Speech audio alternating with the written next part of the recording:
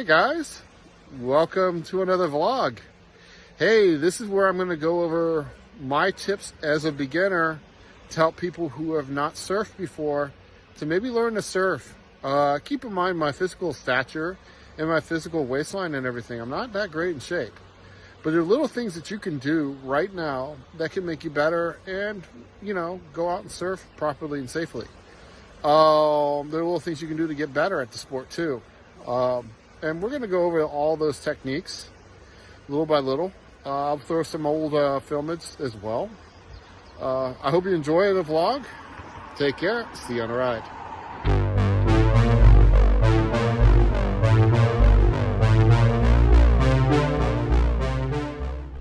Okay, what kind of board should you get as your first board?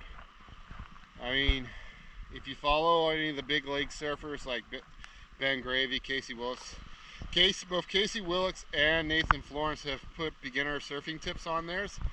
I strongly suggest you see what they say, but I'll tell you pretty much the same thing. Wave Storm, 9-10 foot, Gravy, soft top, 9-10 feet, maybe even 11. The bigger the board, the more buoyant, especially if you're like me and are really a heavy guy. If you're under 150 pounds, an 8-foot blue tide cheap board that you only have to pay about $150, $200 at Walmart might suffice. Okay, that's the kind of board you want. And I always recommend wearing booties. You know, you don't know what's in the water. Myself, if you're learning, sometimes that can make a difference. Obviously, you're going to get harder, and you're not going to have to worry about that.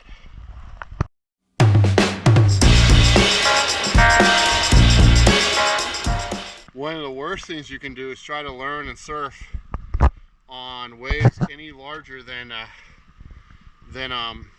knee to waist high. Give me a chance.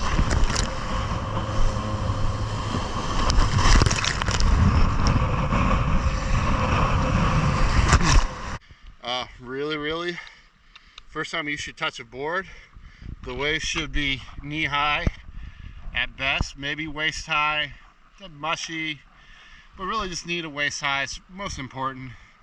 You want to be in an area where there's not many people. If you notice, especially in my earlier vlogs, there's absolutely no one on the water, and that really is generally where you kind of want to be. And just really work on your paddling. As one beginner to another, that's really the key. Get out in the water even when it looks like this.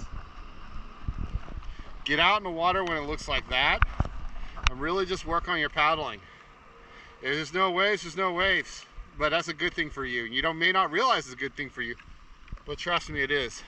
I need to work on my paddling right now. I need to work on the core muscles, cupping my hands, learning how to deal with situations, what the tide says, everything else, just judging everything. And you know, the waves start picking up, then get back into the lineup. Also try to keep so you don't get too intimidated, try to keep yourself in the water about waist high, maybe to chest high when you're paddling. Let's keep an eye on how far low you go. If there's a steep decline into it, then try to keep yourself at least under 50 yards from shore. Those are really good theories. And look how many people in the water right now. This is a very famous surf spot when it goes. It's not going, so the waves are real small. But just kind of watch it. If you're going in there, it'll tell you a lot. There are going to be waves coming in here pretty soon, but I hope this helps. Alrighty, take care.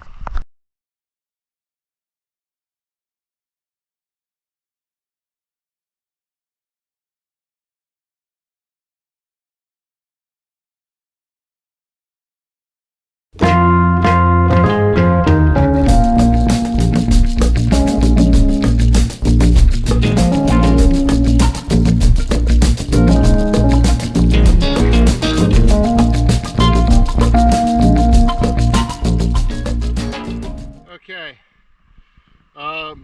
one of the first things you have to learn in order to surf is how to paddle.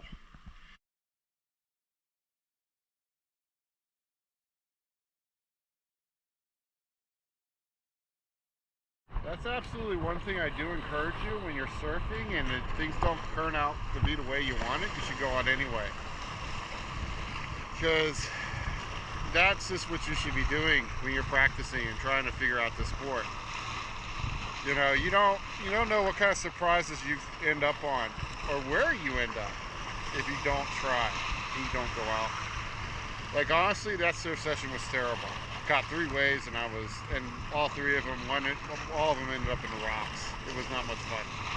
So I said, you know, screw it. I'm gonna energize myself. I'm gonna paddle out here, come out here, see how this goes, and make the most of my session.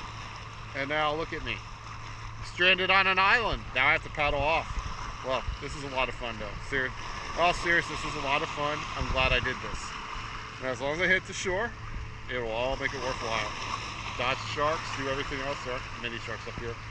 And then just going from there. All right, take care. Love you guys. See you when I get back.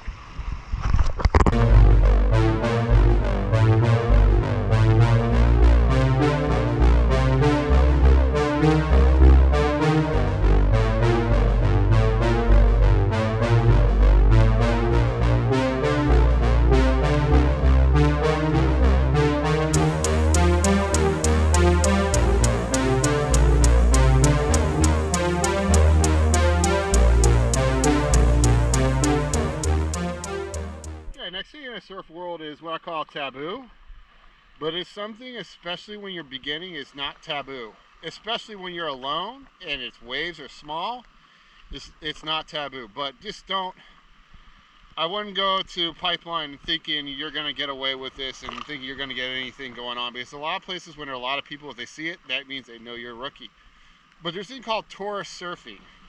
You keep your board out like this, and then what you do is you see a wave come in and you catch it.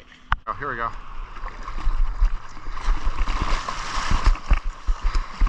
Here we go. There we go. Now you don't want to do that if the waves are bigger than knee high. But if they're knee high and you're just learning, the Taurus way of catching a wave, which is sit there, hold the board out, have your 2 feet on the ground, and let the 2-foot ankle biter, knee-high swell come in and catch it, is a good way of catching small waves and really getting a grasp for when to stand up and really learning good.